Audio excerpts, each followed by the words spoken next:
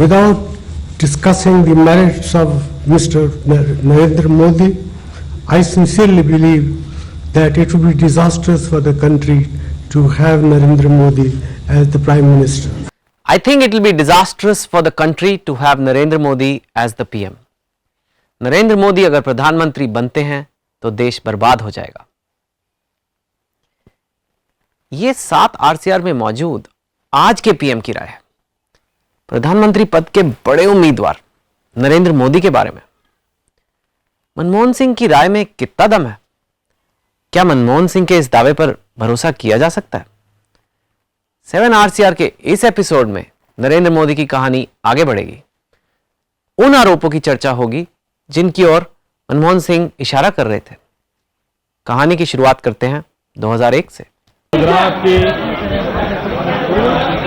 सेवा करना का यह जो एक विशेष दायित्व मेरे पर आ रहा है। 7 अक्टूबर 2001 को नरेंद्र मोदी ने पहली बार गुजरात के मुख्यमंत्री पद की शपथ ली। 2001 में गुजरात के भूकंप के बाद काम में ढिलाई बरतने के आरोप में केशुभाई पटेल को हटाकर उन्हें मुख्यमंत्री बनाया गया। उस वक्त राज्य में बीजेपी की हालत खराब थी। पार्टी जिला पंचायतों और नगर निगम के चुनाव हार चुकी थी। गुजरात में साल 2003 में विधानसभा चुनाव होने थे, जिसमें पार्टी को जिताने की जिम्मेदारी मोदी को सौंपी गई थी।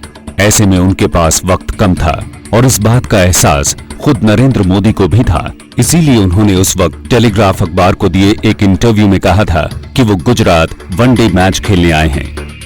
वो वनडे मैच खेलने आए। उन्होंने जब लेजिस्लेचर पार्टी की मीटिंग एड्रेस की थी तो उस वक्त उन्होंने ये स्टेटमेंट किया था। अब सर्कमस्टेंसेस के अंदर न उतरते हुए अगर किसी चीज को देखते हैं तो आप बहुत सिंपल तरीके से, बहुत सादगी से ये कह सकते हैं कि वो मौका जो है गोधरा ने उनको प्रेजेंट कर दिया। नरेंद्र मोदी मुख्यमंत्री तो बन गए थे, लेकिन पहले कभी उन्होंने कोई चुनाव नहीं लड़ा था। इससे पहले मोदी ने राष्ट्रीय स्वयंसेवक संघ में काम किया था और जब संघ से वो बीजेपी में आए तो वहां भी पार्टी संगठन का काम ही देख रहे थे। इसीलिए मुख्यमंत्री बनने के बाद नरेंद्र मोदी को एक ऐसी सुरक्षित सीट की तलाश थी जहां से चुनाव जीतकर वो विधानसभा में पहुंच सकें। पार्टी ने मुझे आदेश किया है और आप जानते हैं मेरे निर्णय मैं कभी नहीं करता, मेरी पार्टी करती है और मैं प्रसन्न हूं। बहुत अच्छा निर्णय किया है पार्टी ने।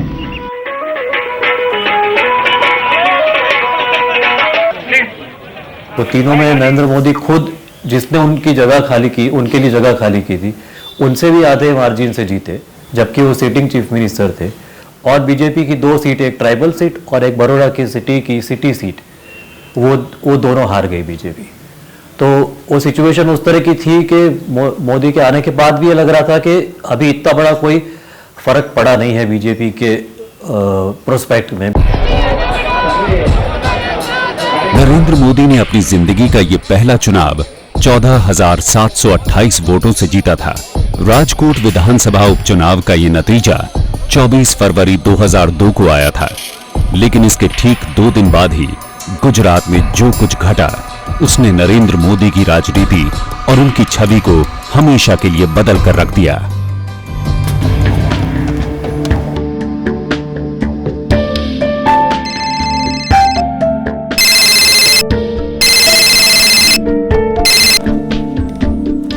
हेलो दादू, अस्सलाम वालेकुम। वालेकुम अस्सलाम बेटा। कैसी हो निका?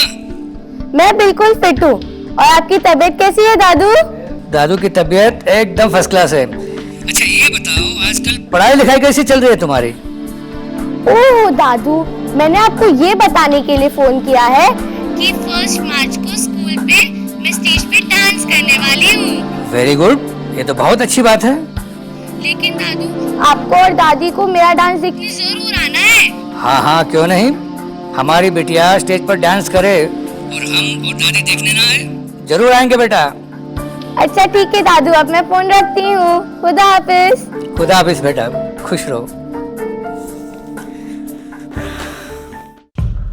सूरत में रहने वाले एक इंजीनियर की 12 साल की बेटी अनिका अहमदाबाद में अपने दादा को बता रही थी कि वो 1 मार्च 2002 को अपने स्कूल में डांस परफॉर्म करने वाली है। लेकिन इससे ठीक 2 दिन पहले अहमदाबाद से करीब 160 किलोमीटर दूर गोधरा में एक बड़ी वारदात पेश आई। वो दिन 27 फरवरी 2002 का था और वक्त था सुबह करीब 7:45 बजे का। मुजफ्फरपुर से अहमदाबाद आने वाली साबरमती एक्सप्रेस जब गोधरा रेलवे स्टेशन से आगे बढ़ी तो उस पर पहले पथराव किया गया और फिर उसकी 2 बोगियों में आग लगा दी गई। इस भयानक वारदात में कुल 59 लोग मारे गए थे, जिनमें ज्यादातर विश्व हिंदू परिषद और बजरंग दल के कार सेवक थे जो अयोध्या से लौट रहे थे। शुरुआती जांच में यह बात सामने आई थी कि मुसलमानों की एक भीड़ ने ट्रेन पर यह हमला किया था। दोनों ओर से 500 आसपास का टोला आ गया और फिर उन्होंने हाथ में लाकड़ी, पाइप थी, धरिया था, तलवार सब लेके दोनों ओर से मारना शुरू कर दिया। हमने बारी बंद कर दी, सभी की बारी बंद थी तो बारी खिड़की तोड़ के फिर वो अंदर घुसा और हमारी बारी भी टूट गई। वो तलवार से ऐसे मारा अंदर तो थैला सब टूट गया। तो टूटने के बाद उन्होंने अंदर से कुछ ऐसा जलता हुआ डाला वो पेट्रोल का। ये घटना न कम्युनल राइट की है न ये कम्युनल राइट का इंसिडेंट है। ये निश्चित तरह सामूहिक रूप से हिंसा करने का एक कृत्य है। वन साइडेड है, निर्दोष लोग हैं, 40 महिलाएं, बच्चे हैं, ट्रेन में जा रहे हैं, उनको जला दिया गया है।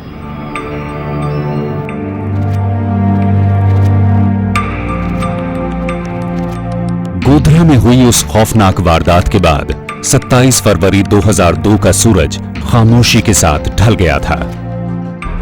लेकिन देर रात करीब 3 बजे गोधरा से कार सेवकों के शव जब अहमदाबाद पहुंचे तो शहर में तनाव बढ़ने लगा और जब इस रात की सुबह हुई तो अहमदाबाद का नजारा पूरी तरह से बदल चुका था।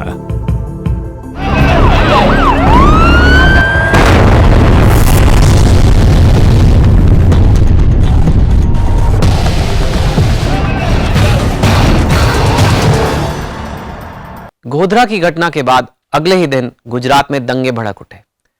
गोधरा कांड के विरोध में विश्व हिंदू परिषद ने गुजरात बंद का ऐलान किया था।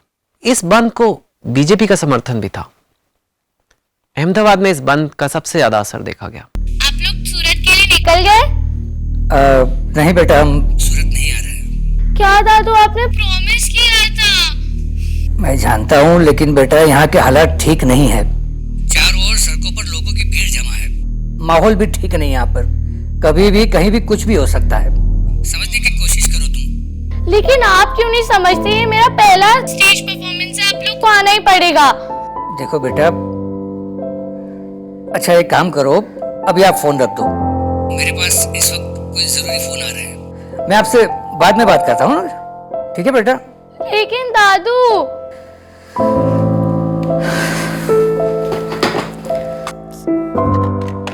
मेरी जो पोती है तनवीर जाफरी की जो बच्ची है, उसका कोई फंक्शन था। बच्ची बार बार फोन करती थी कि दादा अब्बा आप क्यों नहीं आए यहाँ पर, मैं आपका इंतजार कर रही थी, कब आओगे आप? तो उन्होंने फिर उनको बताया कि बेटा यहाँ पर ऐसा ऐसा हो गया है और मैं वहाँ पर अभी नहीं आ सकता। गुलबर्ग सोसाइटी अहमदाबाद शहर में अपर मिडिल क्लास मुसलमानों का एक रेजिडेंशियल इलाका है। इसी गुलबर्ग सोसाइटी में कांग्रेस के एक्स एमपी एहसान जाफरी भी रहते थे। उनकी सोसाइटी के बाहर भी भारी तादाद में भीड़ इकट्ठी हो चुकी थी, जो अपने हथियार हवा में लहरा रही थी और नारे लगा रही थी। गुलबर्ग सोसाइटी में एहसान जाफरी के घर के अंदर उनके पड़ोसियों ने इस उम्मीद में पनाह ले रखी थी कि जाफरी के राजनीतिक संबंधों के चलते वो भी वहां सुरक्षित रहेंगे। किंग सुखनाग ने द नमो स्टोरी में लिखा है कि एहसान जाफरी अपने जानने वाले तमाम नेताओं और अफसरों से फोन पर मदद मांगते रहे, लेकिन पुलिस उन्हें सुरक्षा देने में नाकाम रही। उस दिन करीब 20,000 से अधिक दंगाइयों की भीड़ ने गुलबर्ग सोसाइटी को घेर रखा था। दोपहर करीब 2:30 बजे जब भीड़ सोसाइटी में घुसने लगी तो एहसान जाफरी ने बचाव में अपने निजी हथियार से भीड़ पर फायरिंग की, जिससे भीड़ और ज्यादा उग्र हो गई और उसने सोसाइटी में घुसकर हत्या और आगजनी का सिलसिला शुरू कर दिया। गुलबर्ग सोसाइटी में करीब 68 लोगों को मार दिया गया, जिनमें 72 साल के पूर्व सांसद एहसान जाफरी भी शामिल थे। उस आस पे ही रहे कि अभी पुलिस आएगी, लेकिन पुलिस को ना आना थी और ना आई। बार बार शायद एहसान जाफरी सबको फोन कर रहे थे, तो फिर वो 1:35 के आसपास MK टंडन जो एडिशनल कमिश्नर सेक्टर 1 के थे, जिनका जुरिस्डिक्शन में था, उन्होंने जाके उनको बोला कि हाँ बताइए। तो उन्होंने बोला कि देखो इतने सारे लोग मर्डरस क्राउड्स इस ग्रुप हाउसिंग सोसाइटी के बाहर आ गए, आप हेल्प कीजिए। तो उन्होंने कहा ठीक है मैं देखता हूँ, कह के चले गए। इनफैक्ट उसके जाने के बाद ही सारा ट्रबल स्टार्ट हुआ। ऐसे लगता है कि ऐसे वो इंडिकेशन मिल गया मर्डरस ग्रुप्स को कि अब इसके बाद कोई पुलिस नहीं आएगी। गुलबर्ग सोसाइटी और नरोड़ा पाटिया के अलावा गुजरात का बेस्ट बेकरी दंगा केस भी काफी भयानक था। वडोदरा शहर की बेस्ट बेकरी में दंगों के दौरान 14 लोगों को जिंदा जला दिया गया था। ऐसी ही घटना महसाना के विसनगर में हुई, जहां एक मुस्लिम परिवार के 11 लोग भी मार दिए गए, जिनमें महिलाएं और बच्चे शामिल थे। दंगों की आग में गुजरात कई दिनों तक सुलगता रहा। महसाना जिले के ही सरदारपुरा में 33 लोगों को जिंदा जला दिया गया। आणंद जिले में ओड कस्बे में 1 मार्च को करीब 2000 दंगाइयों ने एक घर को घेरा, जिसमें कुछ मुस्लिम महिलाओं और बच्चों ने शरण ले रखी थी। यहां 23 लोग मारे गए। 3 मार्च को दंगाइयों ने बिल्किस बानो की 3 साल की बच्ची की हत्या कर दी और फिर उसके साथ बलात्कार किया गया। बिल्किस के परिवार के 14 लोगों को भी मार दिया गया। इन सभी मामलों में पिछले 6 सालों में फैसले आए हैं और सभी में सजाएं भी हुई हैं।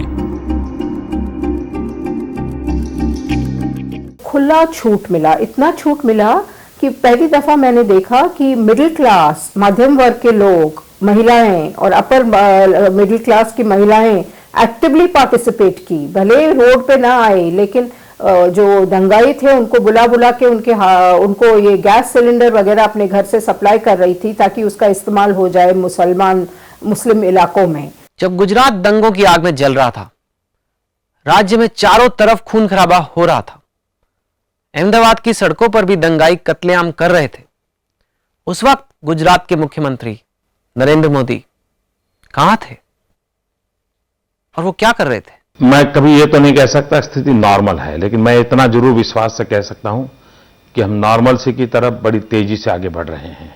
लेकिन उसके बावजूद सर डेथ टोल तो बढ़ रहा है। आपने कल आपने कहा था 137 था, अब 300 की तरफ गया है, 300 से आगे भी जाएगा। तो जब डेथ टोल बढ़ रहा है तो आप कैसे कह सकते हैं कि सिचुएशन नॉर्मल सी की तरफ बढ़ रही है? पहली बात है अहमदाबाद। आज अहमदाबाद में मृत्यु का फिगर भी बहुत कम है।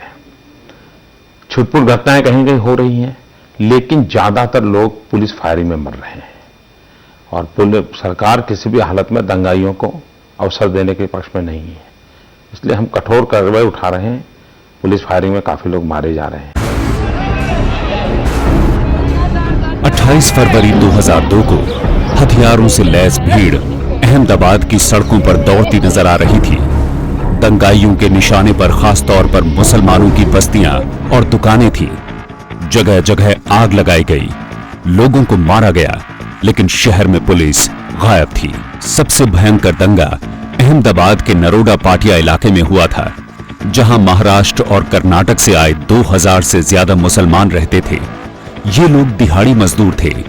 यहां वीएचपी नेता बाबू बजरंगी और स्थानीय बीजेपी विधायक माया कोडनानी भी मौके पर मौजूद थी। कुल 97 मुसलमानों की यहां हत्या कर दी गई।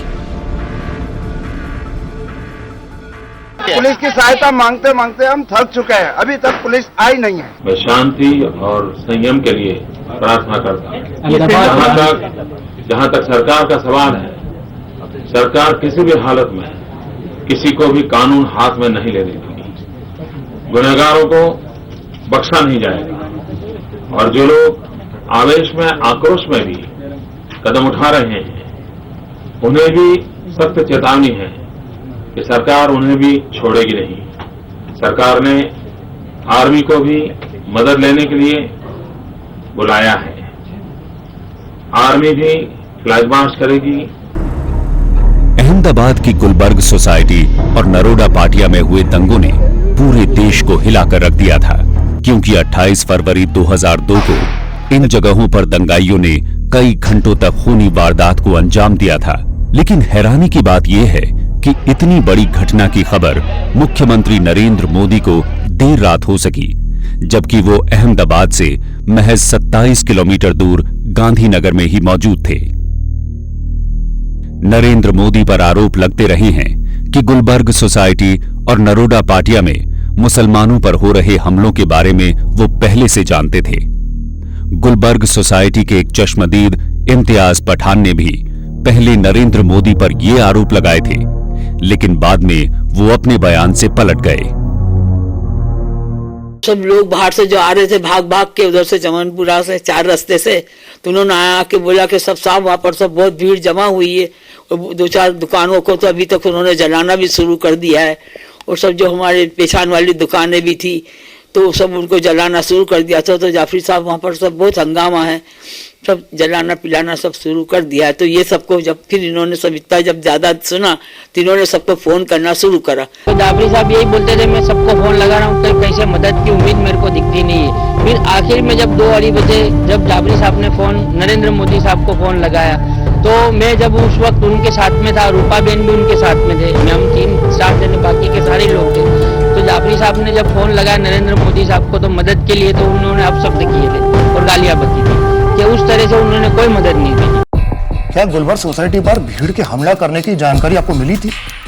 और अगर मिली थी तो कब और किसके जरिए, और आपने इसके लिए क्या कार्रवाई की? जहां तक मुझे याद है कि उस रात कानून व्यवस्था की समीक्षा की जो बैठक हुई थी, उस बैठक में मुझे बताया गया कि गुलबर्ग सोसाइटी और नरोदा पाटिया के ऊपर हमला हुआ है। क्या आप पूर्व सांसद स्वर्गीय एहसान जाफरी को जानते थे? वो गुलबर्ग सोसाइटी में ही रहते थे। जी नहीं, मैं एहसान जाफरी साहब को नहीं जानता था। 1970 के आसपास उन्हें सांसद बनाया गया था, तब मैं राजनीति में था ही नहीं। हाँ ही मैंने बाद में बताया था कि एहसान जाफरी साहब गुलबर्ग सोसाइटी में रहते थे और हमले के दौरान मारे गए। क्या स्वर्गीय सांसद एहसान जाफरी ने खुद आपसे फोन पर संपर्क किया था और मदद के लिए आपसे निवेदन भी किया था? अगर हाँ, तो आपने इसके लिए क्या एक्शन लिया था? इस बारे में मैं आपसे कहना चाहूंगा कि इस तरह की कोई फोन कॉल मैंने रिसीव नहीं की।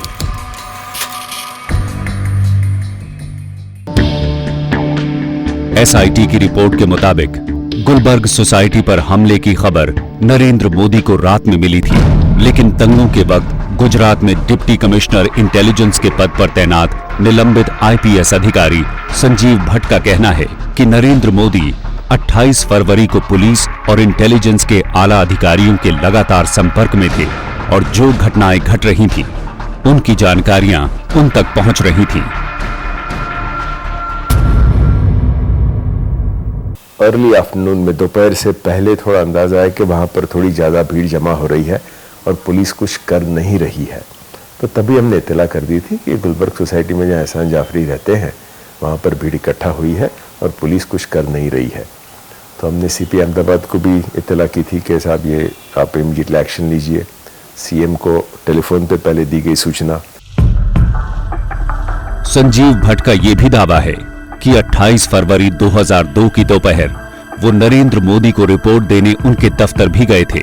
संजीव भट्ट का कहना है कि तब उन्होंने मुख्यमंत्री मोदी को बताया था कि गुलबर्ग सोसाइटी में भीड़ बेकाबू होने में अब ज्यादा देर नहीं लगेगी, इसीलिए अहमदाबाद के पुलिस कमिश्नर को फौरन वहां कार्रवाई करने के निर्देश देने की जरूरत है। लेकिन संजीव भट्ट का कहना है कि इस पर मोदी का जवाब सुनकर वो हैरान रह गए थे। पूरी बात सुन के हमें पूछते हैं कि संजीव, ऐसे पहले कब हुआ है कि एहसान जाफरी ने कौमी दंगों के दौरान फायरिंग किया हो? तो तब मैंने उनकी बात मेरे दिमाग में ठीक बैठी नहीं, समझ नहीं आया कि क्यों पूछ रहे हैं। और मैं फिर सचिवालय से बाहर निकलकर, मेरा फ़ोन में मिस्ड कॉल था कंट्रोल से, तो इमीडिएटली मैंने बात की। तो तब मुझे बताया गया कि एहसान जाफरी ने खुद के बचाव में उनके पास रिवॉल्वर थी, उससे उन्होंने वहाँ पर फायरिंग किया है। मेरा एक इंस्पेक्टर वहाँ पर था मौजूद गुलबर्ग सोसाइटी में, और मुझे एग्जैक्ट सब कुछ बता रहा था रियल टाइम। तो मुझे पता चला कि इनके पास तो जो मैं नहीं जानता था इस 5-7 मिनट के दौरान, वो भी माहिती इनके पास थी, वो भी सूचना थी इनके पास। तो तब समझ आया कि नहीं, मैं इनको शायद कुछ करना ही नहीं था। तब ये सवाल मुझे पूछा गया, क्योंकि उनको पता था कि ऑलरेडी वहां पर एहसान जाफरी ने मॉब के ऊपर मॉब को बिखेरने के लिए गोली चलाई है। वैसे आज के अखबारों ने पुरानी घटनाओं को कोट किया है, गुजराती अखबारों ने, कि पहले भी किस प्रकार से वहां से प्राइवेट फायरिंग हुए हैं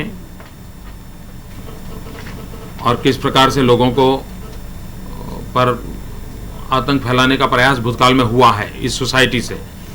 इसका जो पुरानी घटनाओं से गुजरात के लोग जानकार हैं वो सारा रिपोर्ट हुआ है। लेकिन अब इस बार भी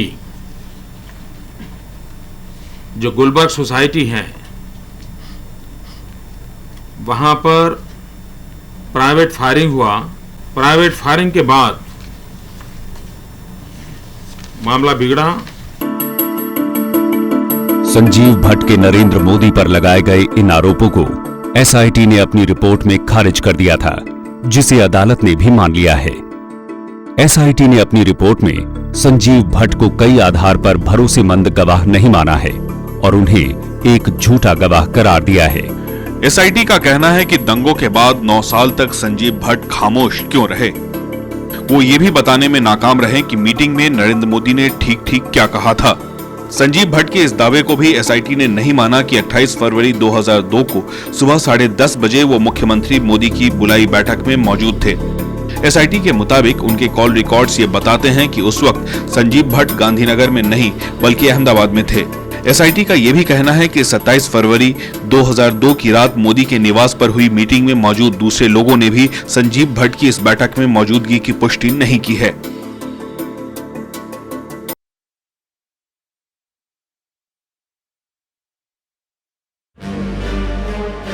27 फरवरी 2002 को गोधरा कांड के बाद रात में मुख्यमंत्री नरेंद्र मोदी के निवास पर बड़े अधिकारियों की अहम बैठक बुलाई गई थी।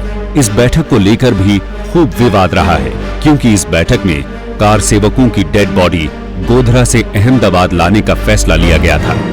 आरोप लगते रहे हैं कि कार सेवकों के शवों को उनके परिजनों को सौंपने के बजाय विश्व हिंदू परिषद के नेताओं को सौंप दिया गया था, और ये सब इसलिए किया गया था ताकि अहमदाबाद में होने वाली प्रतिक्रिया का फायदा बीजेपी को आने वाले विधानसभा चुनाव में मिल सके। लोग जल गए थे, उसमें बॉडी जैसी कोई चीज बची नहीं थी। उसके बाद वो ले जाकर के सिविल हॉस्पिटल, जो गवर्नमेंट हॉस्पिटल है शहर के अंदर था, वहां ले जाकर के आप कंट्रोल सिचुएशन में वो कर दे। उसकी बजाय उसको ले जाकर के शहर के बाहर के हॉस्पिटल पे वहां डिस्प्ले पे रखा गया। नो, तो इससे चीजें ये लाजमी है कि जब इस तरीके का माहौल एक तो तंग हो ही चुका था, उसमें जब स्टेट ने थोड़ी सी ढील दे दी, सिचुएशन बिल्कुल टेलर मेड हो गई और भड़क गया, दंगे हो गए। नरेंद्र मोदी और उनकी सरकार पर ये आरोप भी लगते रहे हैं कि उन्होंने 3 दिनों तक सेना को दंगा रोकने के लिए सड़कों पर नहीं उतारा, और दंगों को रोकने के लिए अहमदाबाद पुलिस ने भी कोई कार्रवाई नहीं की। किंगशुक नाग ने द नमो स्टोरी में लिखा है कि मोदी के एक मंत्री के हवाले से उस वक्त ये खबर भी आई कि 27 फरवरी 2008 की रात को मुख्यमंत्री निवास पर जो अहम बैठक हुई थी, उसमें नरेंद्र मोदी ने अधिकारियों से कहा था कि अगर गोधरा को लेकर हिंदुओं में प्रतिक्रिया होती है तो उसे होने दिया जाए। बाद में एसआईटी ने मोदी को इस मामले में भी क्लीन चिट दे दी थी। हालांकि ये विवाद अभी भी बना हुआ है। सब सुनने के बाद उनका ये कहना था ये डिसीजन ऑलरेडी ले लिया गया है और लोगों में बहुत गुस्सा है, ये गुस्सा निकलने देना पड़ेगा। हमेशा आज तक पुलिस का जो व्यवहार रहा है कि बैलेंस करके एक्शन लो, वो अब इस बार नहीं चलेगा। लोगों के गुस्से को आपको बाहर निकलने देना पड़ेगा, ये उनका जो कहना था। तो तभी हमको समझ आ गई कि इनके दिमाग में क्या बात चल रही है। मैंने बहुत लोगों से बात किया जो उस मीटिंग में मौजूद थे, किसी ने कंफर्म नहीं किया। मैंने मोदी के जो निजी सचिव थे अनिल मुकिम से भी बात किया था, उन्होंने बोला था not when I was present. तो हालांकि चर्चा जरूर है कि मोदी ने ऐसी बात कहा है वहां पे, पर उसके लिए कोई एविडेंस नहीं है। 27 फरवरी 2002 को गोधरा से लौटने के बाद क्या आपने हालात की समीक्षा के लिए बैठक की थी, जिसमें कानून व्यवस्था के अलावा गोधरा में ट्रेन जलाने की घटना के बाद होने वाले गलत परिणामों पर चर्चा की गई थी? अपने आवास पर आने के बाद कानून व्यवस्था को लेकर मैंने एक मीटिंग बुलाई, जिसमें पुलिस विभाग, प्रशासन और गृह विभाग के उच्च अधिकारी मौजूद थे। अच्छा, ये बताइए कि ये मीटिंग कब और कहां बुलाई गई थी और इसमें कौन लोग शामिल थे? इसमें विधायक और मंत्री भी मौजूद थे?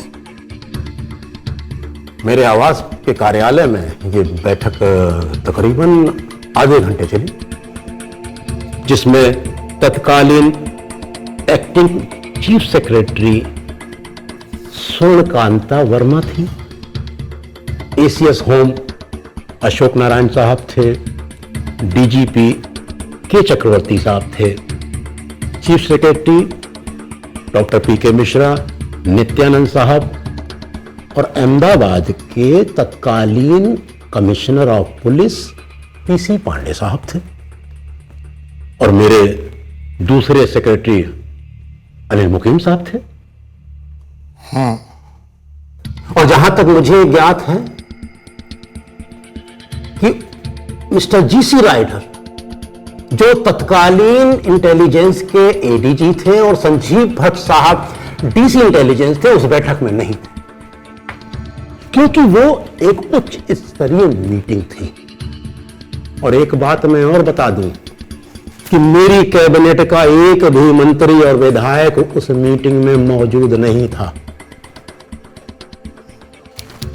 अच्छा, ये बताइए उस रात हुई इस बैठक में क्या क्या चर्चा हुई? मतलब जो लोग इस बैठक में शामिल थे उन्होंने क्या क्या कहा, उनके विचार क्या क्या थे, वो जरा विस्तार में बताइए। अपनी गोधरा यात्रा के दौरान जो जानकारियां मुझे मिली, मैंने उस मीटिंग में उसकी चर्चा की। मेरे अधिकारियों ने उनके द्वारा उठाए गए एहतियाती कदमों के बारे में मुझे ब्रीफ किया। मैंने अपने आला अधिकारियों को, चाहे वो गृह विभाग रहा हो, प्रशासन रहा हो, पुलिस विभाग रहा हो, मैंने सबको साफ निर्देश दिया था कि सांप्रदायिक सौहार्द बिगड़ना नहीं चाहिए, शांति व्यवस्था बनाए रखें। एसीएस होम को भी मैंने बोला था कि लोकल आर्मी हेडक्वार्टर से फौज की बंदोबस्ती के बारे में मालूमात करें, पड़ोसी राज्यों से सुरक्षा बलों के बारे में मालूमात करें। सारे अधिकारियों को साफ निर्देश दे दिया था कि किसी भी कीमत पर सांप्रदायिक सौहार्द न बिगड़े। और यहां पर एक बात मैं और जोड़ना चाहता हूं। मुझे बताया गया था कि विश्व हिंदू परिषद ने 28 फरवरी 2002 को गुजरात बंद का ऐलान किया है। ठीक है, देखिए, क्या आपने पुलिस और गृह मंत्रालय के अधिकारियों को कहा था कि सांप्रदायिक दंगों में पुलिस हिंदू और मुसलमान के खिलाफ एक जैसा एक्शन लेती है? मतलब कि अब ऐसा नहीं करना चाहिए और हिंदुओं को अपनी प्रतिक्रिया जाहिर करनी चाहिए वगैरह वगैरह। और इस पर पुलिस और गृह मंत्रालयों ने अपनी क्या प्रतिक्रिया व्यक्त की, ये जरा बताइए।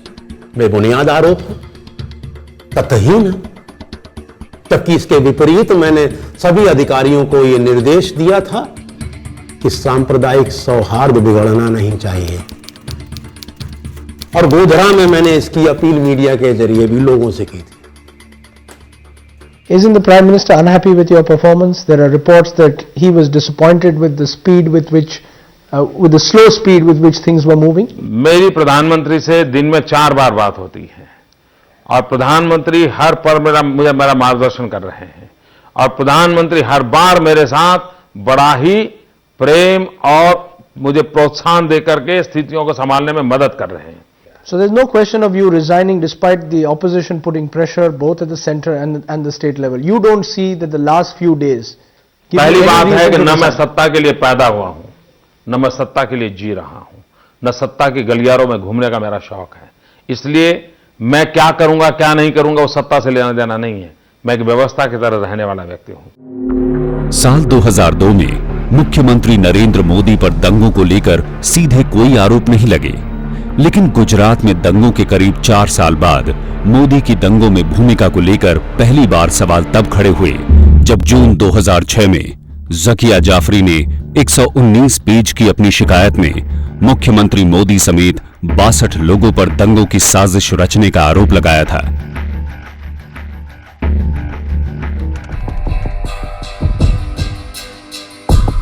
दो 2008 में सुप्रीम कोर्ट ने जकिया जाफरी की शिकायत पर सुनवाई करते हुए स्पेशल इन्वेस्टिगेशन टीम एसआईटी को आदेश दिया था कि वो जकिया जाफरी की शिकायत की जांच करे और सुप्रीम कोर्ट को रिपोर्ट करे। 2010 में एसआईटी ने पहली बार मुख्यमंत्री नरेंद्र मोदी से भी दंगों को लेकर करीब 9 घंटों तक गहन पूछताछ की थी। जांच पूरी होने के बाद एसआईटी ने मई 2010 में अपनी रिपोर्ट सुप्रीम कोर्ट में दाखिल कर दी थी। एसआईटी की इस रिपोर्ट में नरेंद्र मोदी के खिलाफ मामला बंद करने की सिफारिश की गई थी। उधर सुप्रीम कोर्ट ने एसआईटी की रिपोर्ट पर गौर करते हुए मई 2011 में एमाइकस क्यूरी यानी न्याय मित्र राजू रामचंद्रन को भी स्वतंत्र रूप से एसआईटी की जांच का सत्यापन करने को कहा था और 2 महीने बाद 25 जुलाई 2011 को राजू रामचंद्र ने भी अपनी फाइनल रिपोर्ट पेश कर दी। It is a fact that there have been some areas of difference. If the SIT has filed a closure report, as it seems to have, the complainant has the right under law to file a protest petition, and that is the reason why the court has directed that a copy of the SIT report be given to the complainant. The complainant has the right now to challenge that closure report. Amicus curiae Raju Ramachandran ने SIT की जांच report में कई खामियों का जिक्र किया था। रामचंद्रन ने जकिया जाफरी की तरफ से पेश गवाह संजीव भट्ट और आर.वी. श्री कुमार के बयानों की सच्चाई को एडमिशन स्टेज की जगह ट्रायल स्टेज पर परखने की सिफारिश की थी कि आखिर वो सच बोल रहे हैं या झूठ। नरेंद्र मोदी के बारे में रामचंद्रन का कहना है कि अगर 27 फरवरी 2002 की बैठक में मोदी ने वैसी बातें की हैं जैसा कि उन पर आरोप है, तो उन पर सांप्रदायिक विद्वेष भड़काने का मामला बनता है। लेकिन एसआईटी ने राजू रामचंद्रन के सुझावों को विरोधाभासी करार दिया और उन्हें नहीं माना। सुप्रीम कोर्ट ने केस को वापस अहमदाबाद की अदालत में भेज दिया। जकिया जाफरी ने एसआईटी की क्लोजर रिपोर्ट को अहमदाबाद की अदालत में चुनौती दी। अदालत ने 26 दिसंबर 2013 को इस चुनौती पर अपना फैसला भी सुना दिया है। रिलेक्शन तभी मेरे को जो उन्होंने सुनाया है जज साहब ने, वो मैंने सुन लिया। उसके आगे मैं हिम्मत हारने वाली नहीं हूँ। मैं बहुत कुछ करने वाली, आगे जहाँ पर जाने का है मुझे वहाँ पर मैं केस करूँगी। 26 दिसंबर 2013 को अदालत ने जकिया जाफरी की उस याचिका को खारिज कर दिया जिसमें उन्होंने एसआईटी की रिपोर्ट को चुनौती दी थी। जकिया जाफरी ने आरोप लगाया था कि एसआईटी ने सबूतों की अनदेखी करके मुख्यमंत्री नरेंद्र मोदी को बचाया है। दरअसल एसआईटी ने अपनी रिपोर्ट में मोदी को यह कहकर क्लीन चिट दे दी थी कि उनके खिलाफ कोई सबूत नहीं मिले हैं, इसलिए दंगों को लेकर उन पर आपराधिक मुकदमा नहीं चलाया जा सकता और ये केस बंद कर दिया जाना चाहिए। ये अकेला मामला था जिसमें मुख्यमंत्री नरेंद्र मोदी का गुजरात दंगों में हाथ होने का सीधा आरोप लगाया गया था। हालांकि तकनीकी तौर पर इस मामले में किसी को आरोपी नहीं बनाया गया था। फिर भी अदालत के इस फैसले से नरेंद्र मोदी और उनकी पार्टी बीजेपी को भी बड़ी राहत मिली है। जो हम राजनीतिक दृष्टि से कहते थे, प्रशासनिक दृष्टि से कहते थे, जिसकी पुष्टि सुप्रीम कोर्ट द्वारा गठित एसआईटी ने की, आज न्यायपालिका ने भी उसकी पुष्टि की है। राजनीतिक से ज्यादा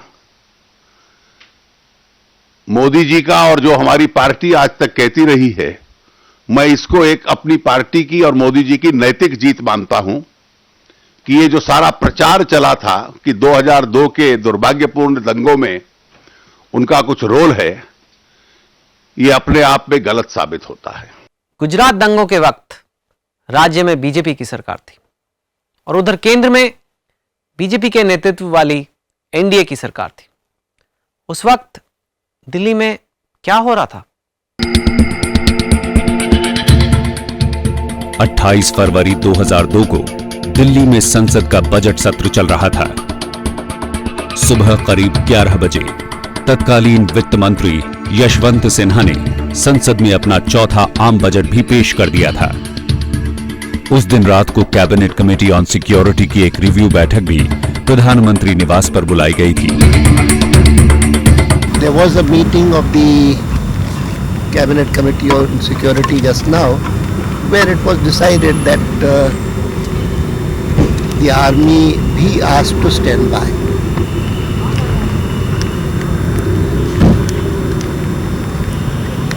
So far as paramilitary forces are concerned, perhaps by this evening 11 companies would be there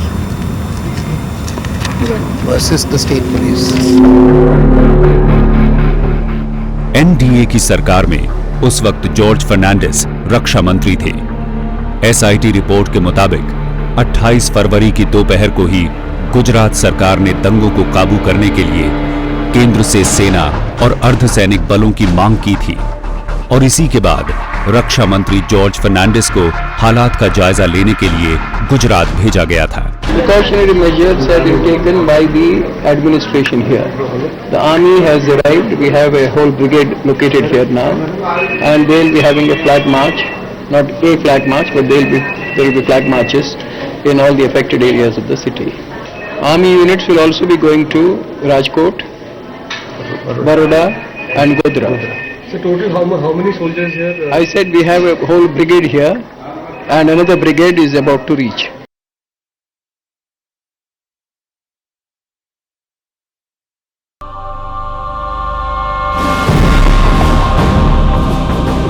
Goa की बैठक में जीवन दान मिलने के बाद मुख्यमंत्री नरेंद्र मोदी की नजरें 2003 में होने वाले विधानसभा चुनाव पर टिक गईं। उस वक्त बीजेपी की तरफ से राज्य में चुनाव करवाने को लेकर कार्यकर्ताओं के बीच एक रायशुमारी भी करवाई गई थी, जिसको लेकर भी खूब विवाद हुआ था। आखिरकार बीजेपी ने राज्य में समय से पहले चुनाव करवाने का फैसला किया और मुख्यमंत्री नरेंद्र मोदी ने 19 जुलाई 2002 को विधानसभा भंग करने की सिफारिश भी कर दी। लेकिन उस समय के मुख्य चुनाव आयुक्त जेएम लिंगदोह ने राज्य में हालात सामान्य होने तक चुनाव करवाने से इनकार कर दिया था। अब जब भी चुनाव आ जाए, नवंबर में हो, दिसंबर में हो, अरे 2003 में हो या 2013 में हो, इस भारतीय जनता पार्टी की विजय यात्रा को कोई नहीं रोक सकता है। ये कांग्रेस का मरना तय है। गुजरात की अस्मिता 6 सितंबर 2002 को ये नारा बुलंद करते हुए नरेंद्र मोदी अपनी चुनाव यात्रा पर निकल पड़े, जिसे नाम दिया गया गुजरात गौरव यात्रा। इस पूरी यात्रा के दौरान नरेंद्र मोदी अपने भाषणों में जेएम लिंगदो का जानबूझकर पूरा नाम लेते थे, जेम्स माइकल लिंगदो, ताकि उन्हें ईसाई बताया जा सके और सोनिया गांधी से जोड़ा जाए। वो कहते थे कि गुजरात के गौरव को तहस नहस करने के लिए सोची समझी साजिश हो रही है।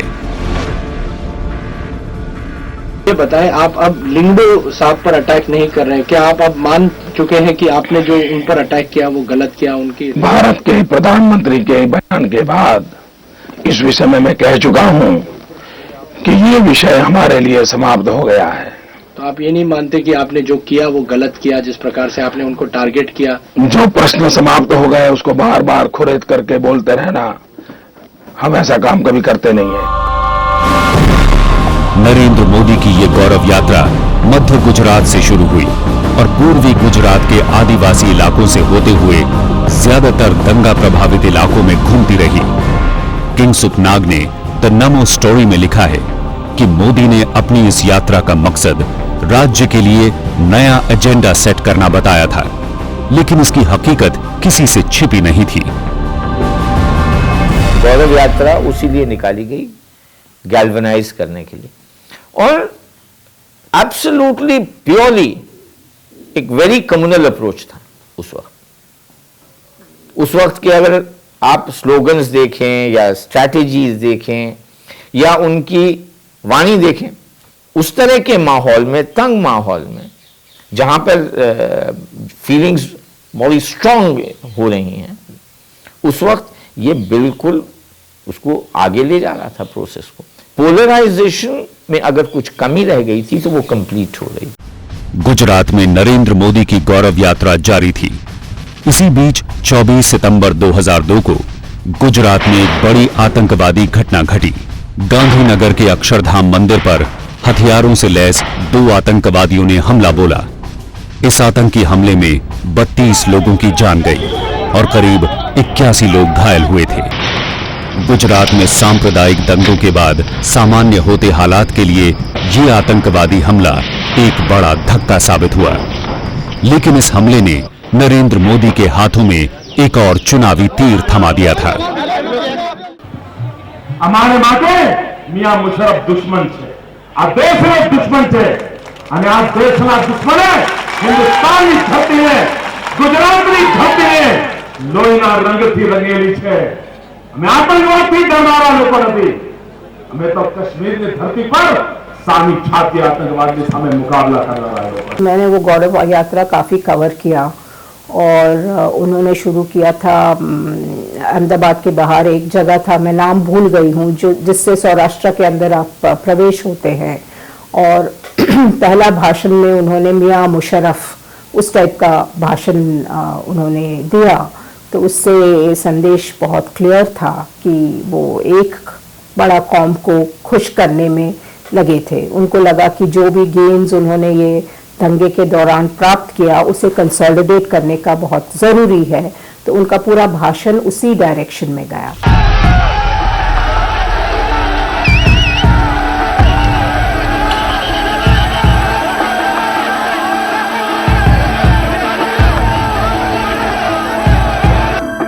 दिसंबर 2002 में विधानसभा के चुनाव हुए। मोदी को 181 में से 126 सीटें मिली। बीजेपी को 49.85% वोट मिले। कांग्रेस के हाथ सिर्फ 51 सीटें लगी, उसे 39.55% वोट मिले।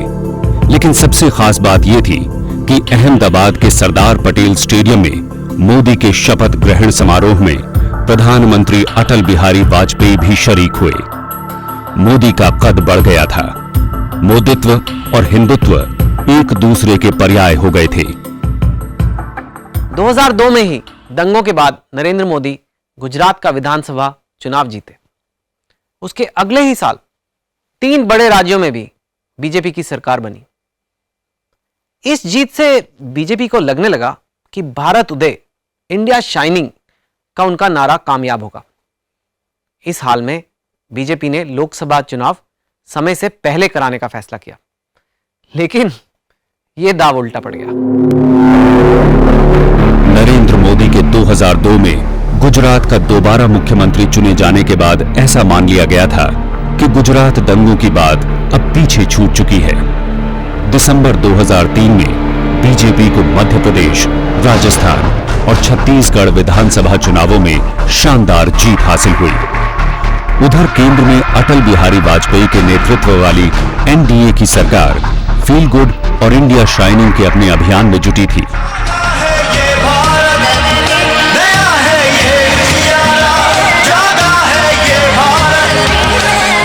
इस साल विकास दर भी 8% से ज्यादा रही थी।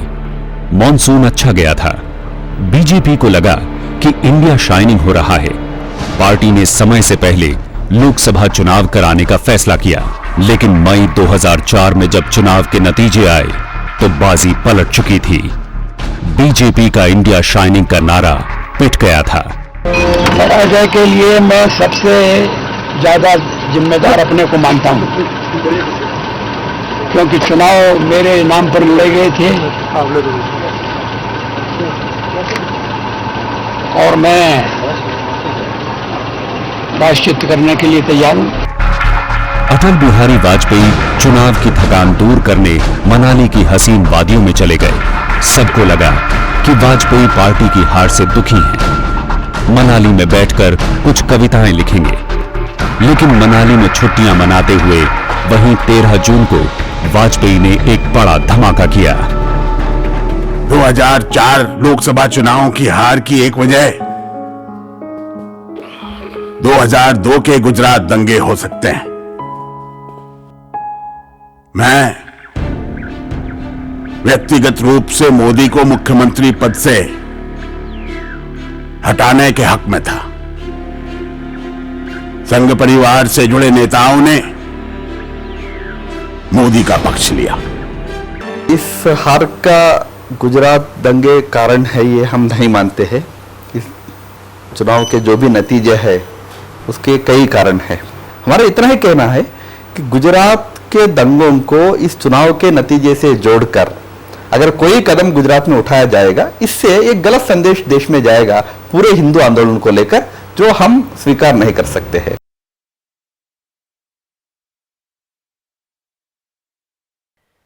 हार की वजह गुजरात दंगे हैं, ऐसा वाजपेयी जी का मानना था।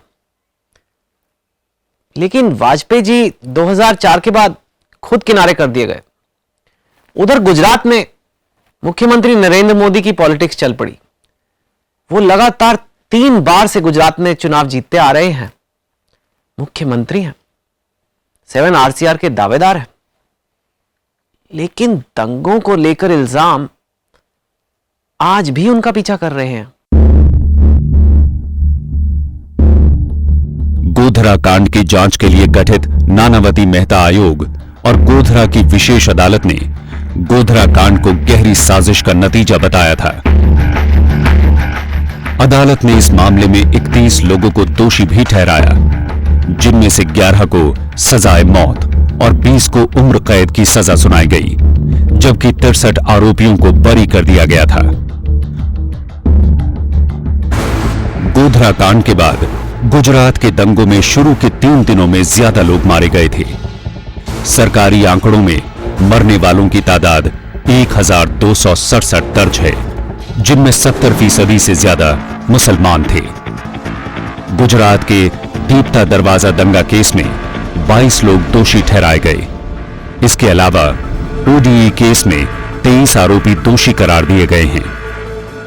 अहमदाबाद के नरोडा पाटिया केस में मोदी सरकार में मंत्री रही माया कोडनानी और बाबू बजरंगी समेत 32 लोगों को अदालत दोषी ठहरा चुकी है। सुप्रीम कोर्ट ने आदेश दिया था कि गुजरात के 9 बड़े दंगों का ट्रायल एसआईटी की निगरानी में चलेगा। गोधरा, नरोडा पाटिया और गुलबर्ग सोसाइटी दंगा केस इन्हीं 9 दंगा केस में शामिल हैं। जकिया जाफरी के केस में मुख्यमंत्री नरेंद्र मोदी को निचली अदालत ने क्लीन चिट दे दी है। जो खून खराबा हुआ, जिसमें उनके जो मंत्री हैं वो कैद हैं आज जेल में, 28 साल की सजा हुई है मायाबेन कोडनानी को, और मोदी साहब तब भी और आज भी गृह मंत्री थे गुजरात के, तो उनका इस चीज से हाथ धोना और कहना कि मैं इसमें शामिल नहीं था, मान लिया कि शायद उन्होंने खुद कुछ नहीं किया था, लेकिन जो उनकी नाअहली थी, जो उनकी इनकॉम्पिटेंस थी, वो तो जाहिर है। हम ये नहीं कह सकते कि नरेंद्र मोदी खुद रिस्पॉन्सिबल हैं। एनजीओ लोग कह सकते हैं, दूसरे लोग जो वकील एक दूसरे की तरफ के हैं वो सब कह सकते हैं, लेकिन गवर्नमेंट के रोल पे तो काफी सवाल खड़े हुए ही हैं 2002 के राइट के बाद में, और वो सवाल आज भी खड़े हैं।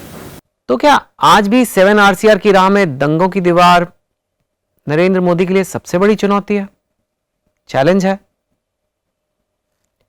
इन सवालों से अलग बीजेपी की दुनिया में नरेंद्र मोदी चमकते सितारे हैं। वो पार्टी की तरफ से पीएम पद के उम्मीदवार हैं।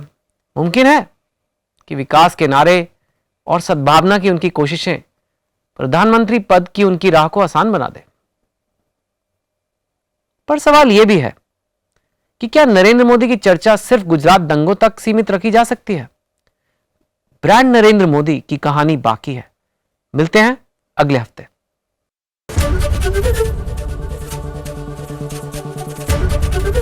एबीपी न्यूज आपको रखे आगे।